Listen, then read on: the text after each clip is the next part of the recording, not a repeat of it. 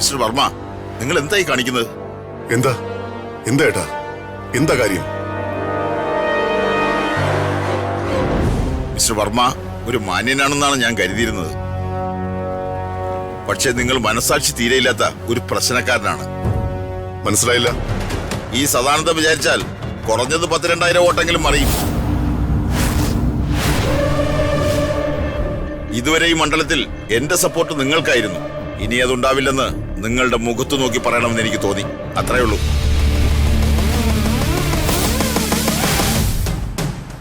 സദാനന്ദൻ ചേട്ടൻ ഒന്ന് നിൽക്കണം. ഞാൻ ചെയ്ത അപരാധം എന്താണെന്ന് കൂടി പറഞ്ഞാൽ നന്നായിരുന്നു. മിസ്റ്റർ വർമ്മ, ഹൃതിക എന്ന പേരുള്ള പെൺകുട്ടി നിങ്ങളുടെ മകളല്ലേ? പ്രായപൂർത്തിയായ ആ കുട്ടിക്ക് സ്വന്തം ഇഷ്ടപ്രകാരം ജീവിത പങ്കാളിയെ തിരഞ്ഞെടുക്കാനുള്ള അവകാശമില്ലേ? ആ ചെക്കൻ എന്തായിരുന്നോ ഒരു കുറവ്? സൗന്ദര്യമോ വിദ്യാഭ്യാസമോ? ഒന്നുമല്ല, പണം, വെറും പണം. ആ കുട്ടിയെ വീട്ടിൽ നിന്ന് ഇറക്കിവിടാൻ നിങ്ങൾക്ക് എങ്ങനെ മനസ്സ് വന്നിടോ?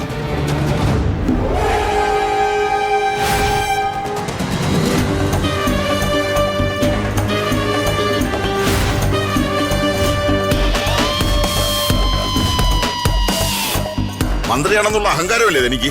തന്റെ അഹങ്കാരം ഈ സദാനന്ദം വച്ചുപൊറപ്പിക്കില്ല. അടുത്ത തവണ താൻ മന്ത്രിയാകുന്നത് എങ്ങനെയെന്ന് എനിക്കൊന്ന് കാണണം.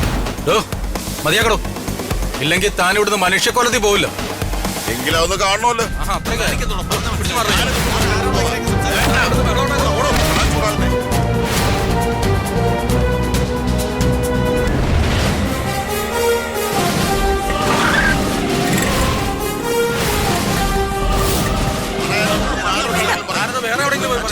എന്താ എന്താ പ്രശ്നം? അല്ല രാജു, നീയും ആ കുട്ടിയും ചെയ്ത തെറ്റെന്താണെന്ന് എനിക്കറിയണം. അറിഞ്ഞിട്ടേ ഞാൻ ഇവിടെ നിന്ന് പോകുന്നുള്ളൂ. എന്റെ പൊന്ന് ചേട്ടൻ, ഞാൻ പറയുന്നൊന്ന് കേക്ക്. അല്ല, ഇതെന്താ വെള്ളരിക്കപ്പെട്ടണോ? നിങ്ങൾക്ക് ചോദിക്കാനും പറയാനും ആരുമില്ലാന്ന് വർമ്മ വിചാരിച്ചെങ്കിൽ അയാൾക്ക് തെറ്റി. ചേട്ടാ, ഞാൻ ചേട്ടന്റെ കാല് പിടിക്കാം. ഒന്ന് വന്നേ. അല്ല രാജു, ഞാനൊന്ന് പറയട്ടെ. വന്നേ, വാ. ഞാൻ പറയട്ടെ. വാ ചേട്ടാ. ഇതിങ്ങനെ വിട്ടാ പറ്റില്ല രാജു. ഞാൻ ചോദിക്കട്ടെ. ചേട്ടാ ഒന്ന് വന്നേ.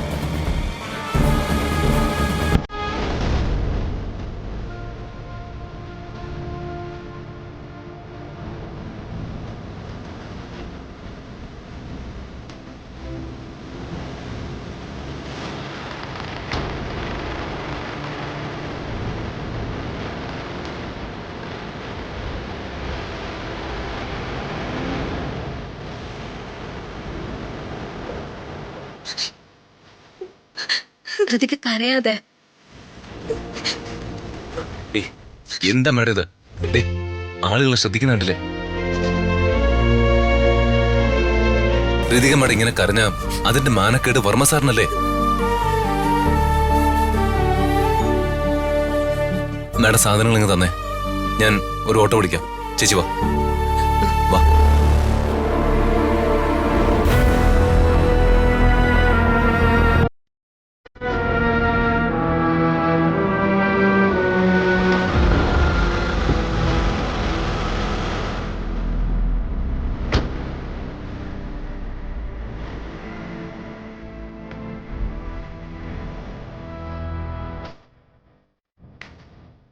എന്താ പ്രതാപ, നീ എന്താ പോയതുപോലെ ഇങ്ങ് തിരിച്ചു വന്നത്?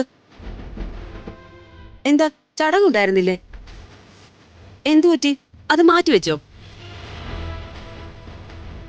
നീ ആകെ അസ്വസ്ഥനാണല്ലോ. ചേച്ചി നിനക്ക് കുടിക്കാൻ എന്തെങ്കിലും എടുക്കട്ടെ?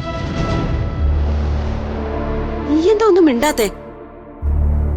എന്താ ചേച്ചി, എന്താ പ്രശ്നം? എന്തോ പ്രശ്നമുണ്ട്. ഇന്ന് ലേറ്റ് ആയേ വരൂ, ഒരുപാട് പ്രോഗ്രാംസ് ഉണ്ടെന്ന് പറഞ്ഞിട്ട് പോയ ആളാ. ദേ പോയ പോലെ തിരിച്ചു വന്നേക്കുന്നു. എന്താന്ന് ചോദിച്ചിട്ടൊന്നും മിണ്ടുന്നുമില്ല. എന്താ ഏട്ടാ?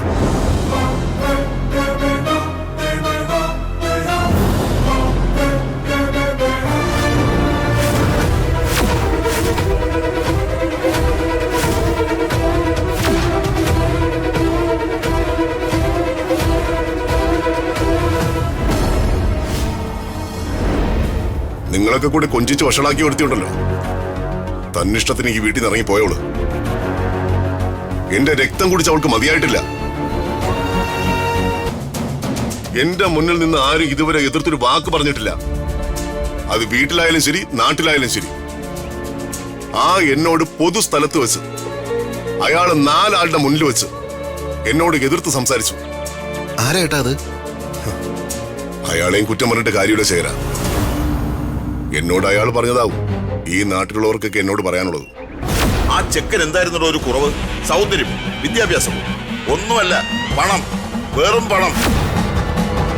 ആ കുട്ടിയെ വീട്ടിൽ നിന്ന് ഇറക്കി വിടാൻ നിങ്ങൾക്ക് എങ്ങനെ മനസ്സ് വന്നിടോ?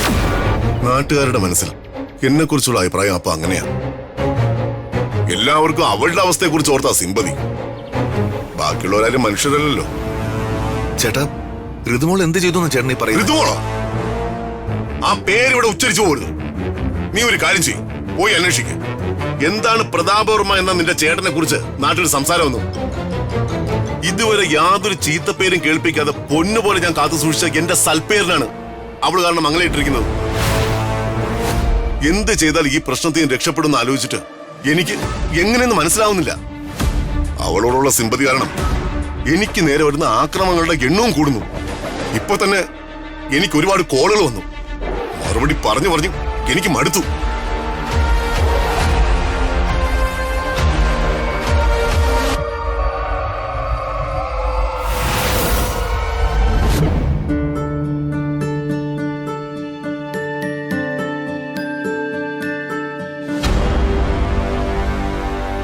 ആരാ രാജു അയാള്?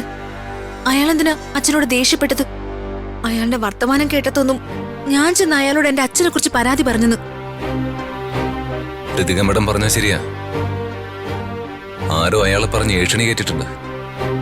അയാളുടെ സ്വഭാവം പണ്ടേ അങ്ങനെയാ. കാള പെറ്റൂന്ന് കേട്ട കയറെടുക്കുന്ന പ്രകൃതക്കാരനാ. സദാനന്ദൻ അയാളുടെ പേര്. പക്ഷേ നാട്ടുകാർ അയാളെ വിളിക്കുന്നത് ധൃതി സദാനന്ദൻ എന്നാ. ഇങ്ങനെ ഒരു ചതി അയാൾ ചെയ്യുമെന്ന് ഞാൻ ഒരിക്കലും വിചാരിച്ചില്ല. അല്ല, മാഡം എന്തിനാ ചേച്ചിയുടെ കൂടെ പലചരക്ക് കടയിൽ പോയത്? മാഡത്തിന് ഇതിന്റെയൊക്കെ വല്ല കാര്യം ഉണ്ടായിരുന്നോ? അതെന്താ രാജു, എനിക്ക് എന്റേതായ സ്വാതന്ത്ര്യം ഇല്ലേ? നാട്ടുകാരെയും ഏഷ്യനിക്കാരെയും പേടിച്ച് എനിക്ക് പുറത്തിറങ്ങി നടക്കാൻ പാടില്ലെന്നുണ്ടോ? ഋതിക മാഡത്തിന് മാഡത്തിന്റെ കാര്യത്തിൽ സ്വാതന്ത്ര്യമുണ്ട്, ശരിയാണ്. മാഡത്തിന്റെ സ്വാതന്ത്ര്യം ഉപയോഗിച്ച് മാഡം നടത്തിയ ഏറ്റവും വലിയ സാഹസികതയാണല്ലോ ഞാൻ കെട്ടിയതാണെന്ന് പറഞ്ഞു മാഡം കഴുത്തിലിട്ടിരിക്കുന്ന താലി. രാജേന്ദ്രൻ ഇപ്പോ ആ കാര്യത്തെ കുറിച്ച് സംസാരിക്കുന്ന അതെന്താ മാഡം, മാഡത്തിന് മാത്രം മതിയോ സ്വാതന്ത്ര്യം? രാജു, വെറുതെ എന്നെ ദേഷ്യം പിടിപ്പിക്കരുത്. മാഡം, ഞാൻ സീരിയസ് ആയിട്ട് പറഞ്ഞതാ. ദീപകുമായിട്ട് തീരുമാനിച്ചുറപ്പിച്ച മാഡത്തിന്റെ വിവാഹം വേണ്ടെന്ന് തീരുമാനിച്ച് മാഡം എന്റെ കൂടെ ഇറങ്ങി വന്നപ്പോ അതിന്റെ പ്രത്യാഘാതം വർമ്മ സാറിന്റെ ഇമേജിനെ ബാധിച്ചിട്ടുണ്ട്. മാഡത്തിന് വർമ്മ സാറിന്റെ സ്വഭാവം അറിയാം, എനിക്കും അറിയാം. പുറമേ ദേഷ്യമാണെങ്കിലും വർമ്മ സാറിന്റെ ഉള്ള് അത് നിഷ്കളങ്ക. അത് പക്ഷേ നാട്ടിലുള്ളവർക്കെല്ലാം മനസ്സിലാക്കാൻ പറ്റുമോ?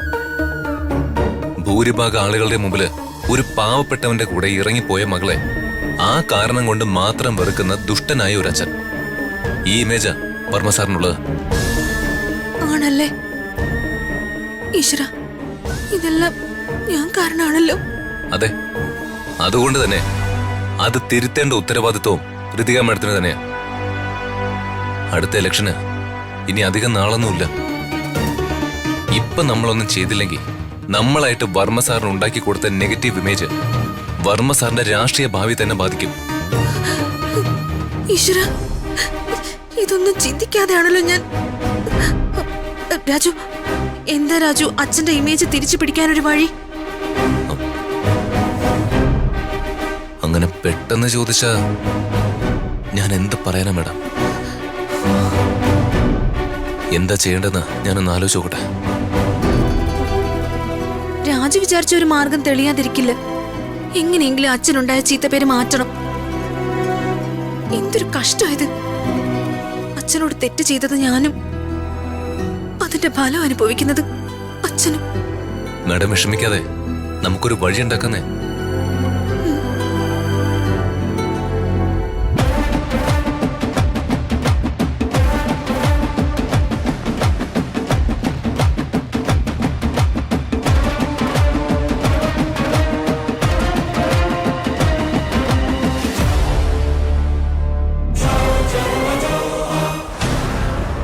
ഋതിക മാഡം, ഒരു വഴിയുണ്ട്. എന്താ രാജു?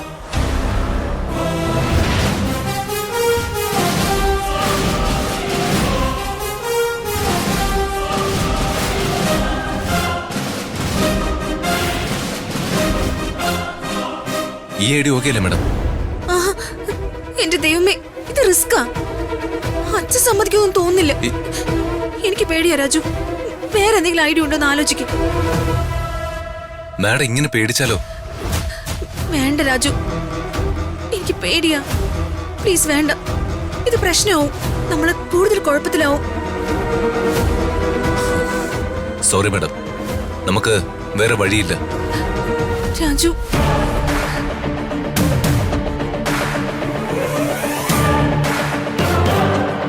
ഹലോ,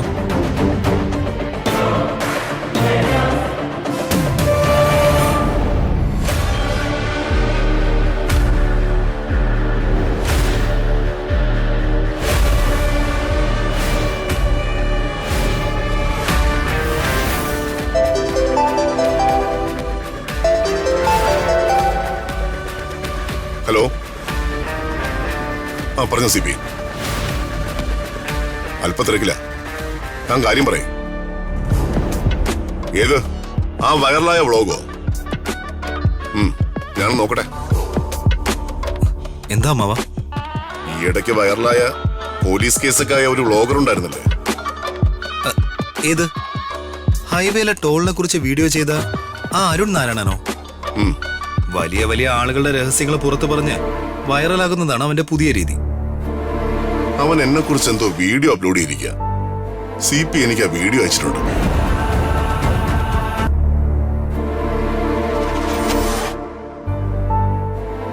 ഹലോ കൂട്ടുകാരെ, ഞാൻ അരുൺ നാരായണൻ. ഇന്ന് ഞാൻ നിങ്ങളെ ഞെട്ടിക്കാൻ പോകുന്നത് കേരളത്തിലെ പ്രമുഖ രാഷ്ട്രീയ രാജാവ് പ്രതാപവർമ്മ സാറിനെ കുറിച്ചുള്ള ഞെട്ടിക്കുന്ന ഒരു വാർത്തയാണ്.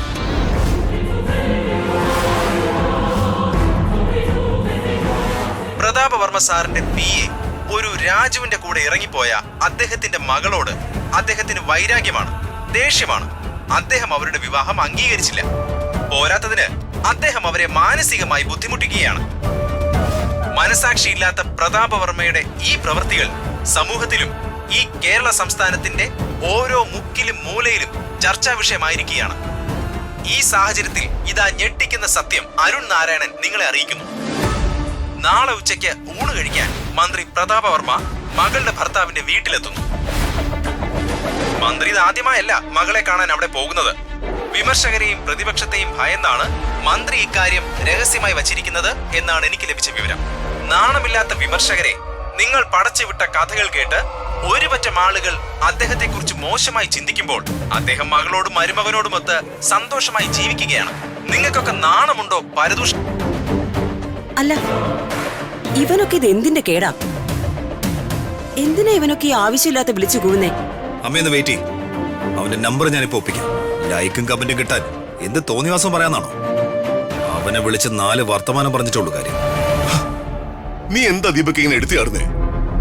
എന്താണ് അവന്റെ ഉദ്ദേശം? ആരാണ് അവന്റെ പിന്നിലെന്നൊക്കെ അറിയാതെ വെറുതെ? സോഷ്യൽ മീഡിയയാണ്, സൂക്ഷിച്ചിടപെട്ടില്ലെങ്കിൽ പൊള്ളും. ശരിയാണ്. പക്ഷെ എന്തായിരിക്കും ആ വ്ളോഗറിന്റെ ഉദ്ദേശം? ആരായിരിക്കും അവന്റെ പിന്നിൽ? അതറിയണ്ടേ അമ്മാവ?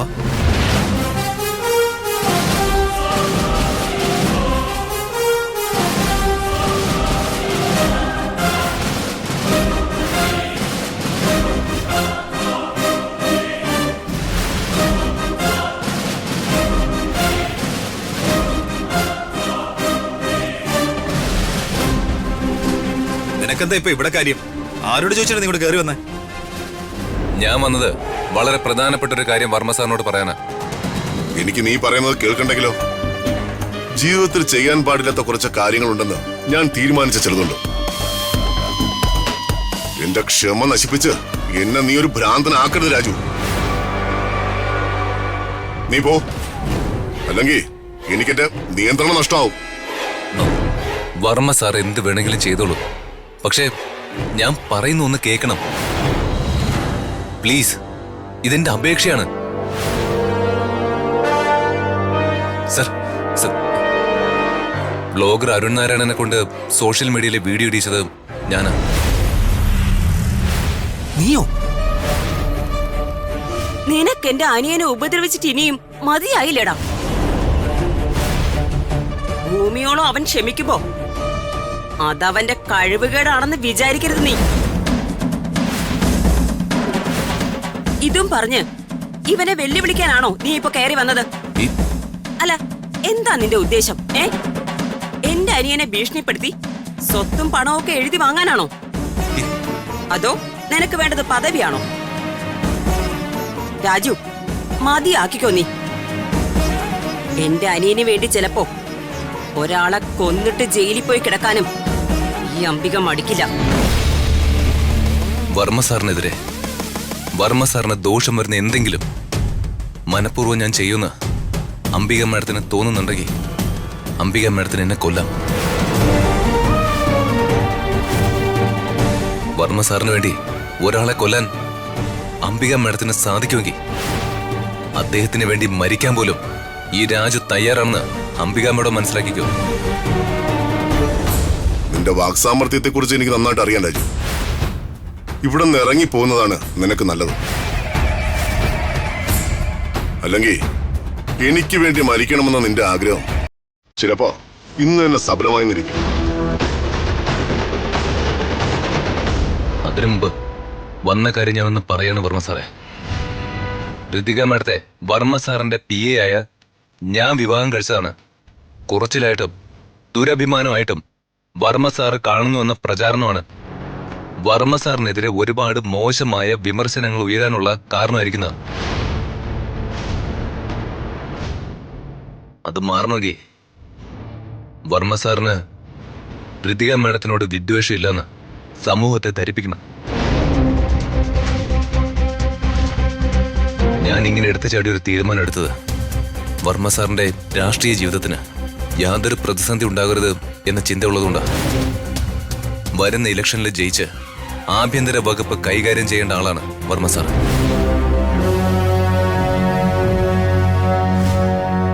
വർമ്മ സാറിന്റെ സേവനം സാധാരണക്കാരായ ഞങ്ങൾ ജനങ്ങൾക്ക് വേണം. നാളെ വർമ്മ സാറ് എന്റെ വീട്ടിലേക്ക് വരണം. ഉച്ചയൂണ് കഴിക്കണം.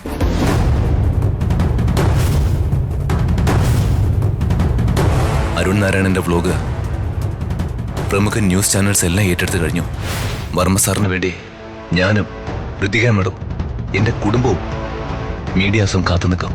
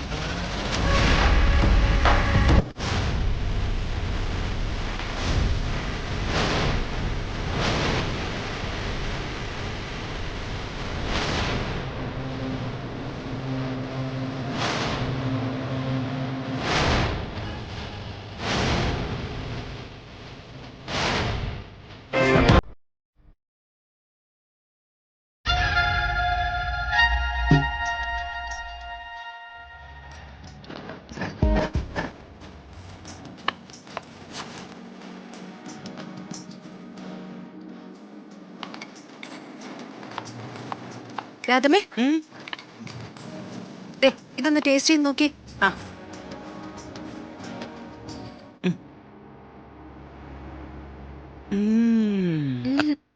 നന്നായിട്ടുണ്ട്. ഓ, ഉഗ്രനായിട്ടുണ്ടല്ലോ. പിന്നെ ഉഗ്രനാകാതിരിക്കോ? രാധമ്മയല്ലേ എന്റെ ഗുരു.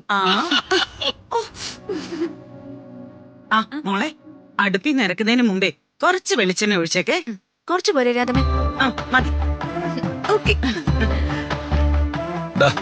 പായസത്തിനുള്ള സാധനങ്ങൾ റെഡി. രാജു എന്താ ഇത്രയും താമസിച്ചത്? എന്റെ അമ്മോ, അച്ഛൻ സദ്യ ഉണ്ണാൻ വരുന്നെന്ന് അറിഞ്ഞപ്പോഴേ വിധം മാറിയല്ലോ. നമ്മളോടൊക്കെ എന്താ ദേഷ്യം. മാഡം, കടയിൽ നല്ല തിരക്കായിരുന്നു, അതുകൊണ്ടാ താമസിച്ചത്.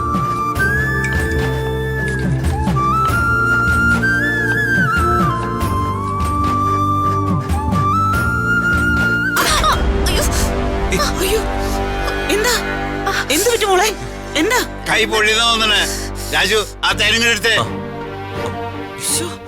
പെരട്ട് പെരട്ട് പെരട്ട് സാരമില്ല രാധമ്മേ, പെരട്ട്. ചെറുതായിട്ടൊന്ന് ചൂട് പറ്റി, അത്രേ ഉള്ളൂ. പൊള്ളിട്ടൊന്നുമില്ല. പിന്നെ ദാ, ഇപ്പൊ തന്നെ ചുവന്ന് തടിച്ചിട്ടുണ്ട്. തേൻ പുരട്ടിയാലേ കുമളിച്ച് പൊങ്ങില്ല. ആ മോള് പോയി കുറച്ച് സമയം മാറിയിരിക്കും. ബാക്കി രാധമ്മ നോക്കിക്കോളാം. ആ ചെല്ലു മേഡം. അയ്യോ അത് പറ്റില്ല. അച്ഛന് ഇഷ്ടമുള്ള കറികള് ഞാൻ ഉണ്ടാക്കും. ശരി, ഇപ്പോ ഒരു 5 മിനിറ്റ് അവിടെ പോയി അടങ്ങിയിരിക്കും. ശരി.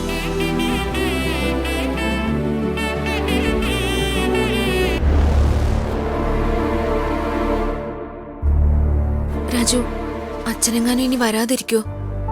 അച്ഛൻ വന്ന മീഡിയക്കാരെ കണ്ട് ദേഷ്യപ്പെട്ട് തിരിച്ചു പോവോ? അത് കൊള്ളാം. അച്ഛൻ വരുന്നു എന്ന് പറഞ്ഞു രാവിലെ മുതൽ നിലത്തൊന്ന് ഉറച്ചു നിൽക്കാതെ വീടും പരിസരവും ഒക്കെ വൃത്തിയാക്കിയ സദ്യ ഉണ്ടാക്കിയ ഋതിക മാഡത്തിന് ഇപ്പൊ ആകെ ടെൻഷനോ? എനിക്കറിയില്ല രാജു. അനന്തത്ത് എന്തെങ്കിലും സംഭവിക്കുമെന്ന് ഓർക്കുമ്പോ വല്ലാത്ത പേടി. ഈ മീഡിയക്കാരൊക്കെ എന്തെങ്കിലും ചോദിച്ച് അച്ഛനെ ദേഷ്യപ്പെടുത്തിയാലോ? ഒന്നും സംഭവിക്കില്ല മാഡം, ധൈര്യമായിട്ടിരിക്കും. സർ സർ, ബ്ലോഗർ അരുൺ നാരായണന്റെ വീഡിയോ കണ്ടിരുന്നോ? മിനിസ്റ്റർ മകളുടെ വീട്ടിലേക്ക് വരുന്ന രഹസ്യ വാർത്ത എങ്ങനെയാണ് സർ അരുൺ നാരായണൻ അറിഞ്ഞത്? മറുപടി പറയൂ. നിങ്ങൾക്കുള്ള മറുപടി ഞാൻ പിന്നീട് തരാം. ഇപ്പൊ എന്നെ പോകാൻ പ്ലീസ്. എന്തെങ്കിലും മറുപടി പറയൂ. സഹകരിക്കാൻ മാറി നിൽക്കേ.